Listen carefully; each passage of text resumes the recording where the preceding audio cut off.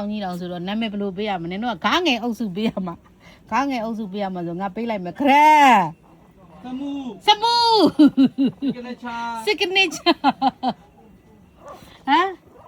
ရှိသေးလားပါရှိသေးတော့စာဝတ်ချိဘက်ရက်လေးပဲနာမည်ရပြီဘလက်လေးပဲဟာဘိုက်တကွာဘာရှိသေးတော့ပြောမယ်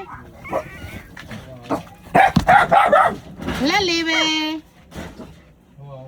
ပြီးတော့ကြတော့ဘလတိုင်းပြီးတော့ဘာရှိသေးတော့ဘယ်နှကောင်ရှိပြီတော့နေအောင်နာမည်လိုသေးတယ်ဘယ်သူလိုသေးတော့နေအောင်လို့နေအောင်နာမည်သူတို့နာမည်ပေးဖို့စဉ်းစားချက်ကမိုက်စာဒီကောတမီး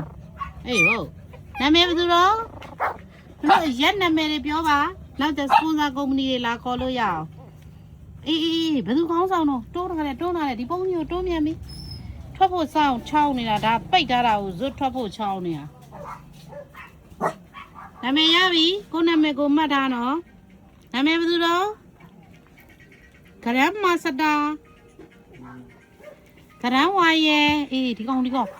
ဖို့ဒီကောင်ကလေခေါင်းနဲ့တေတိုးတာဗျဒီကောင်အခုတိုးဖို့ချောင်းနေနော်အဲ့ကောင်ဟုတ်တယ်အဲ့ကောင်အကြီးဆုံးကောင်ဦးဆောင်ဦးရွက်နေတိုးဟုတ်တယ် तू ကဟိုဖြစ်လာတော့တိုက်ဘူး